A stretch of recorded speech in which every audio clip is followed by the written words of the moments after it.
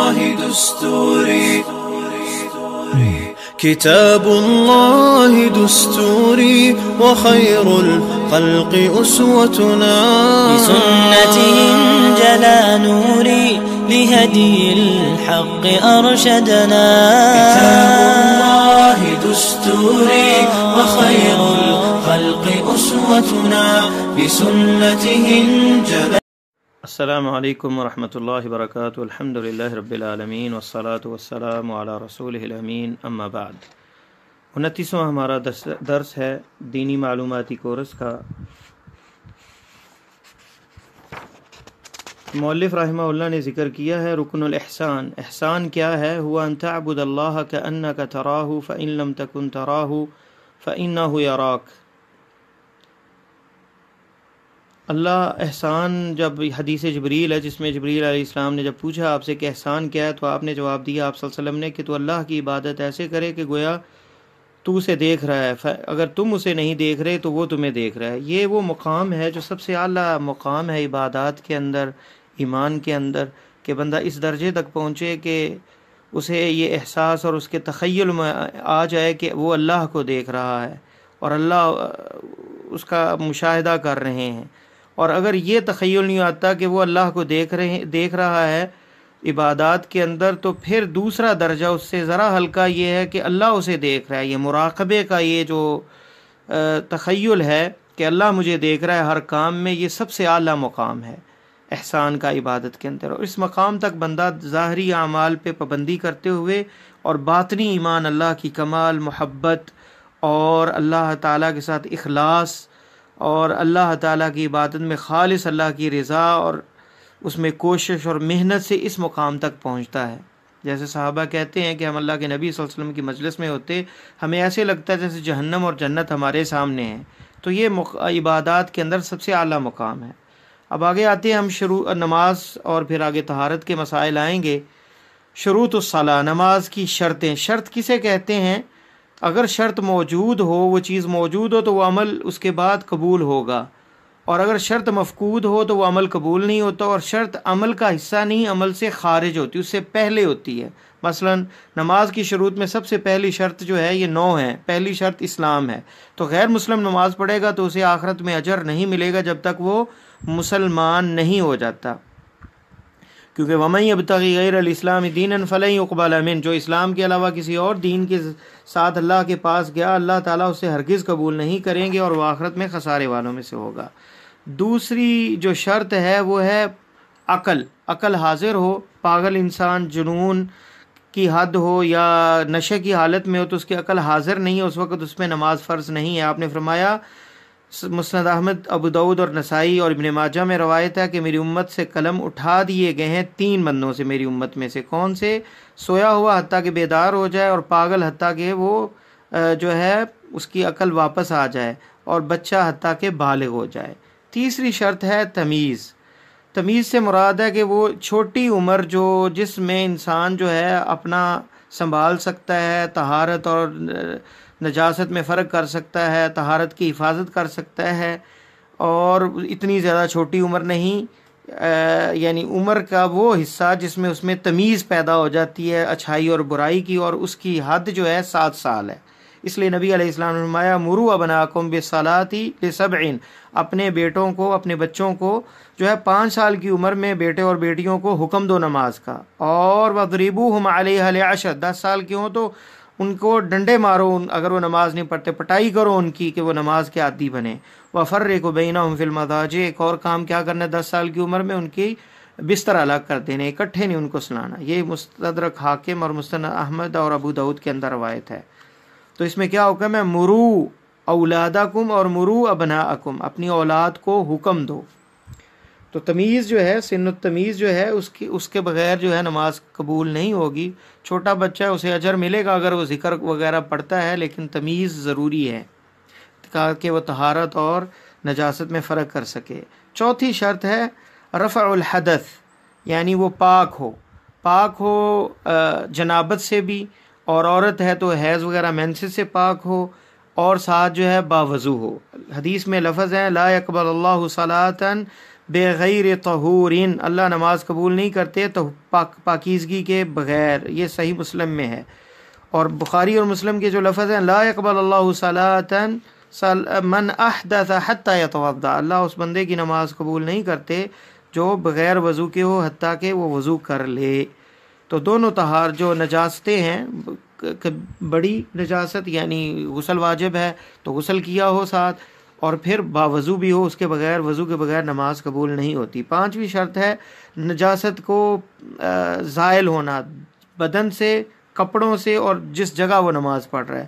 اللہ تعالیٰ فرماتے ہیں وَثِيَابَكَ فَطَهِّرْ، اپنے کپڑوں کو پاک کریں، اور فرمایا حدیث میں تَنَزَّهُ مِنَ الْبَوْلِ، پیشاب سے بچو، فَإِنَّ عَامَّةَ عَذَابَ الْقَبْرِ مِنْهُ، عذاب کا قبر عمومی طور پر اسی سے ہوتا ہے۔ نجاست سے پاک ہو۔ اور چھٹی جو شرط ہے وہ ہے شرمگاہ کا ڈھانپنا، اور شرمگاہ کا ڈھانپنا اس انداز سے ہو کہ وہ وضاحت واضح نہ ہو، نظر نہ آئے، اور نہ ہی مجسم کی شکل میں تنگ ایسے کپڑے ہوں گے جس سے وہ ظاہر ہو۔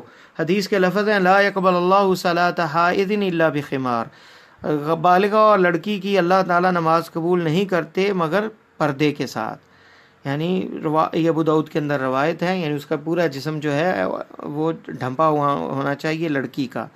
اہل علم کا اس میں اجماع ہے کہ جس نے برہنہ نماز پڑھی اور وہ قادر ہے کہ اپنے جسم کو ڈھانپے تو وہ اس کی نماز قبول نہیں ہوگی، فاسد ہوگی۔ اور عورت کا جو مرد کا جو شرمگاہ ہے، مرد کی جو شرمگاہ ہے وہ ہے ناف سے لے کر اس کے گھٹنے تک، اور آزاد عورت جو ہے اس کی شرمگاہ جو ہے وہ اس کے پر چہرے کے علاوہ پورا جسم جو ہے وہ ڈھانپا ہونا چاہیے نماز کے اندر۔ ہاں اگر اجنبی ہو پاس تو پھر چہرے کو بھی ڈھانپنا ضروری ہے، واجب ہوگا ہی۔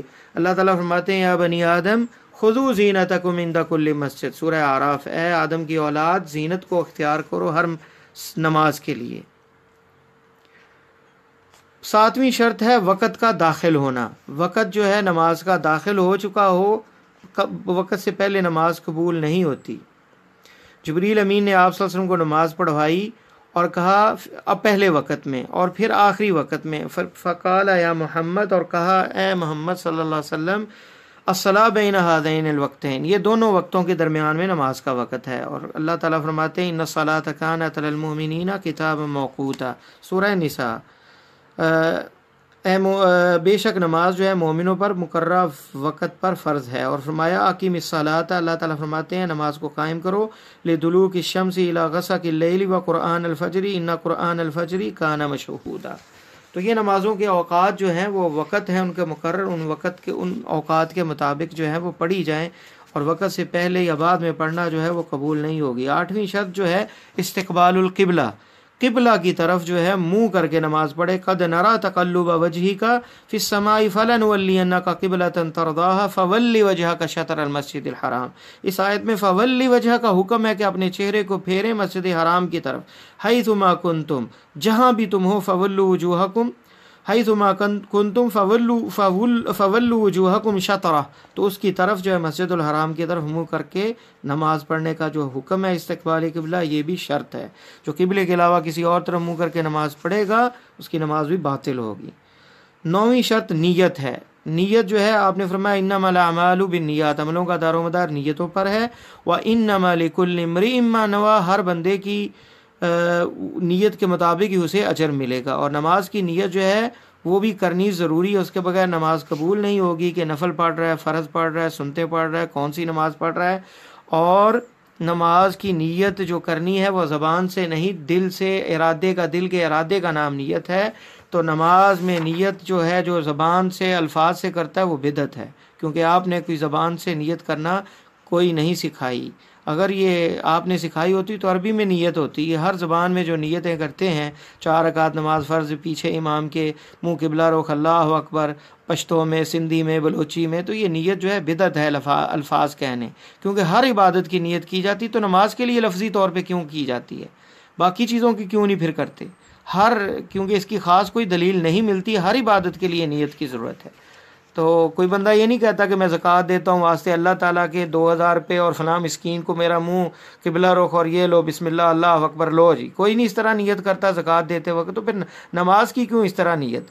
تو یہ نیت جو ہے یہ بدعت ہے، صرف زبان سے نہیں بلکہ دل سے نیت کی جاتی، دل کے ارادے کا نام ہے۔ آتے ہیں ارکان صلاح کی طرف۔ 14 ارکان ہیں نماز کے۔ رکن کا مطلب یہ ہے کہ یہ نماز کے اندر کے حصے ہیں، اور یہ افعال، یہ ایکٹیویٹیز جو نماز کے اندر ہم کرتے ہیں، اگر ان میں کوئی چھوٹ جائے، رہ جائے، تو وہ نماز قبول نہیں ہوتی۔ سب سے پہلا رکن جو ہے وہ ہے قیام مال قدرہ، طاقت ہو کھڑے ہونے کی تو کھڑے ہو کے نماز پڑھیں۔ آپ نے فرمایا حافظ، اللہ تعالیٰ فرماتے ہیں حافظوا علی الصلوات والصلاۃ الوسطی وقوموا للہ قانتین، اس میں وقوموا کھڑے ہو جاؤ، للہ اللہ کے لیے تابع دار بن کے، تو یہ کھڑے ہونے کا اس میں حکم ہے۔ اور بخاری کے اندر لفظ ہے صلی قائما، کھڑے ہو کے نماز پڑھو۔ تو طاقت جو قدرت کے باوجود بیٹھ کے فرضی نماز پڑھتا ہے اس کی نماز باطل ہے، تو نماز کھڑے ہو کے پڑھنی ہوگی۔ دوسرا جو رکن ہے تکبیرۃ الاحرام، اللہ اکبر کہنا۔ تو اللہ اکبر کہے بغیر نماز شروع نہیں کی جا سکتی۔ حدیث میں لفظ ہے تحریمھا تکبیر و تحلیلھا تسلیم، نماز کے اندر تکبیر جو ہے وہ تحریم ہے، یعنی گفتگو اور کلام حرام ہو جاتا ہے بندے پہ اللہ اکبر کہنے کے ساتھ، کھانا پینا بھی حرام اس پہ ہو جاتا ہے۔ اللہ اکبر کہہ کے وہ نماز میں داخل ہوتا ہے۔ اور وہ حدیث جس میں آپ نے اس صحابی کو کہا کہ دوبارہ نماز پڑھو، اس میں بھی فرمایا اذا قمت الی الصلاۃ فکبر، جب نماز کے لیے کھڑے ہو جاؤ تو تکبیر کہو، اللہ اکبر کہو۔ تو اللہ اکبر کہنے کے بغیر نماز قبول نہیں ہوتی، یہ رکن ہے۔ تیسرا رکن ہے سورہ فاتحہ کا پڑھنا۔ حدیث میں آتا ہے لا صلاۃ لمن لم یقرأ بفاتحۃ الکتاب، جو فاتحۃ الکتاب ام الکتاب سورہ فاتحہ نہیں پڑھتا نماز میں، اس کی نماز نہیں ہوتی۔ تو یہ بھی رکن ہے، چاہے امام ہو، مقتدی ہو، جہری ہو، سری نماز ہو، ہر نماز میں سورہ فاتحہ کے بغیر کوئی نماز نہیں قبول ہوتی۔ اس حدیث میں عموم کے لفظ ہیں۔ چوتھا رکن ہے رکوع، پانچواں ہے رکوع کے بعد سیدھا کھڑے ہونا، اور چھٹا ہے سجدہ 7 اعضاء پہ کرنا، اور ساتواں ہے سجدے کے بعد بیٹھنا، اور آٹھواں رکن ہے چھٹا رکن ہے سجدہ 7 اعضاء پہ کرنا، اور ساتواں ہے اعتدال اس سجدے سے اٹھنا، اور آٹھواں رکن ہے 2 سجدوں کے درمیان میں بیٹھنا۔ ان ارکان کی دلیل ہے اللہ تعالیٰ فرماتے ہیں یا ایھا الذین آمنوا ارکعوا واسجدوا، اے ایمان والو رکوع کرو اور سجدے کرو، اس میں حکم ہے۔ اور حدیث ہے آپ نے فرمایا امرت ان اسجد علی 7 اعظم، اللہ تعالیٰ نے مجھے حکم دیا کہ میں 7 ہڈیوں پر سجدہ کروں، اور وہ کیا ہیں؟ 2 ہاتھ ہیں، 2 پاؤں ہیں، 2 گھٹنے ہیں، 6 ہو گئے، اور ماتھا اور ناک یہ 7۔ تو یہ 7 اعضاء جو ہے، اگر ناک نہیں لگی، ماتھا زمین پہ نہیں لگا تو اس کا سجدہ نہیں ہوگا۔ جو رکوع نہیں کرے گا اس کی نماز باطل ہے۔ جو رکوع کے بعد سیدھا کھڑا نہیں ہوتا، جھٹکے سے سجدے میں چلا جاتا ہے اور ہر عضو اپنی جگہ پہ نہیں آ جاتا، اس کی بھی نماز باطل ہو جاتی ہے۔ 7 اعضاء کے بغیر جو سجدہ کرے، پاؤں اٹھے ہوئے ہیں، یا گھٹنے نہیں لگائے، یا ناک نہیں لگائی، یا ماتھا نہیں زمین پہ لگایا، تو اس کی نماز بھی باطل ہوگی۔ الاعتدال منہ، یعنی اعتدال، ہر چیز جو ہے، ہر رکن جو ہے، ہر عضو اپنی جگہ پہ آ جائے۔ سجدے میں جب یہ لگائے تو وہاں پہ اعتدال ہو، رکے، ٹھہرے، وہاں پہ ٹھہرنا، وہاں پہ کہ ہر چیز اپنی جگہ پہ آ جائے، یہ نہیں کہ لگائے اور جھٹکے سے اٹھ جائے، کیونکہ اس طرح وہ نماز اس کی قبول نہیں ہوگی۔ اور 9واں رکن ہے الطمانینہ فی جمیع الافعال، تمام افعال میں اطمینان ہو، ہر عضو اپنی جگہ پہ آ جائے۔ اور 10واں جو رکن ہے ترتیب، ان ارکان کی جو ہے وہ ترتیب ہو، ترتیب کے ساتھ یہ کرے، یہ نہیں کہ رکوع سے پہلے سجدہ اور بعد میں رکوع، پہلے رکوع ہے، پھر اس کے بعد قومہ ہے، کھڑے ہونا ہے، اور پھر اس کے بعد سجدہ ہے۔ تو ترتیب لازمی ہے۔ اور اس کی دلیل جو ہے ابو ہریرہ رضی اللہ تعالیٰ عنہ کی حدیث، وہ جو آدمی جس نے آ کے مسجد میں نماز 3 دفعہ پڑھی اور ہر دفعہ آپ نے کہا کہ دوبارہ نماز پڑھو، تو پھر جب اس نے کہا آپ مجھے تو ایسے ہی آتی ہے، تو آپ نے پھر اسے بتایا نماز کا طریقہ۔ کیا بتایا؟ اس نے کہا کہ مجھے اس ذات کی قسم جس نے آپ کو حق کے ساتھ مبعوث کیا کہ میں تو اس سے زیادہ اچھی نماز نہیں پڑھ سکتا، تو فعلمنی، مجھے سکھائیں۔ تو آپ نے کہا جب نماز کے لیے کھڑے ہو تو تکبیر اللہ اکبر کہو، پھر قرآن سے جو متیسر ہو وہ پڑھو، پھر رکوع کرو حتیٰ کہ اطمینان ہو جائے اس میں، اور پھر اس کے بعد رکوع سے کے بعد کھڑے ہونا ہے، حتیٰ تعتدل قائمہ، پھر کھڑے ہو کے اطمینان ہو جائے، ہر عضو اپنی جگہ پہ آ جائے، اعتدال کا اس میں آ جائے، پھر اس کے بعد سجدہ کرنا ہے حتیٰ تطمئن ساجدہ، حتیٰ کہ اطمینان حاصل کر لو سجدے میں، ثم ارفع حتیٰ تطمئن جالسا، پھر سر اٹھا کے بیٹھنا ہے، اعتدال کے ساتھ بیٹھنا ہے کہ تم اپنی ہر چیز اپنے عضو اپنے مقام پہ آ جائے اور اطمینان حاصل ہو، جلدی نہ ہو، جھٹکا نہ لگایا جائے۔ ثم افعل ذلک فی صلاتک کلھا، پھر ساری نماز میں ایسے کرنا ہے۔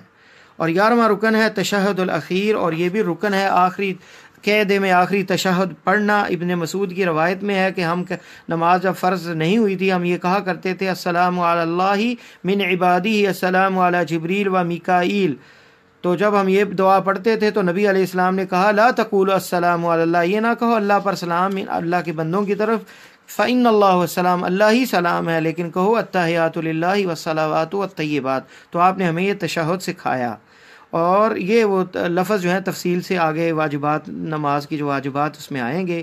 12واں رکن ہے اس کے لیے بیٹھنا، اذا قعد احدکم فی الصلاۃ فلیقل التحیات، اس میں ہے کہ اذا قعد احدکم، جب تم میں سے قعدے میں کوئی بیٹھ جائے پھر وہ التحیات پڑھے، یہ بخاری مسلم میں لفظ ہے، تو بیٹھنا اس کے لیے تشہد کے لیے یہ بھی رکن ہے۔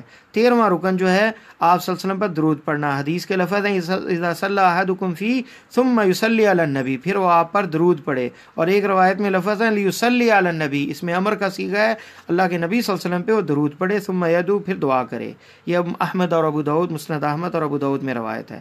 14واں اور آخری رکن جو ہے وہ ہے وتحلیلها تسلیم، سلام پھیرنا، السلام علیکم ورحمۃ اللہ دائیں جانب اور بائیں جانب، حتیٰ کہ چہرے کی سفیدی جو پیچھے والے کو نظر آئے، کندھوں کو دیکھنا نہیں، دوسرے کی طرف نہیں، چہرہ بس پھیرنا ہے دائیں جانب اور بائیں جانب، اور السلام علیکم ورحمۃ اللہ کہنا ہے۔ تو یہ بھی رکن ہے، جو اس سے پہلے کسی کا وضو ٹوٹ گیا یا یہ نہیں اس نے کہا تو اس کی نماز باطل ہوگی۔ تو نماز کے لیے یہ رکن ہے، 14 ارکان ہیں، رکنوں کے بغیر یہ ارکان کے بغیر نماز باطل ہوتی ہے۔ آگے واجبات ہیں، رکن کے بغیر نماز باطل ہو جاتی ہے، شرط رہ جائے تو نماز قبول نہیں ہوتی، واجبات نماز کے رہ جائیں تو اس کے لیے سجدہ صاحب ہے، وہ اگلے درس میں ہم انشاءاللہ تعالیٰ پڑھیں گے۔ اللہ سے دعا ہے کہ اللہ ہمیں قرآن و سنت پر عمل کرنے کی توفیق عطا فرمائے۔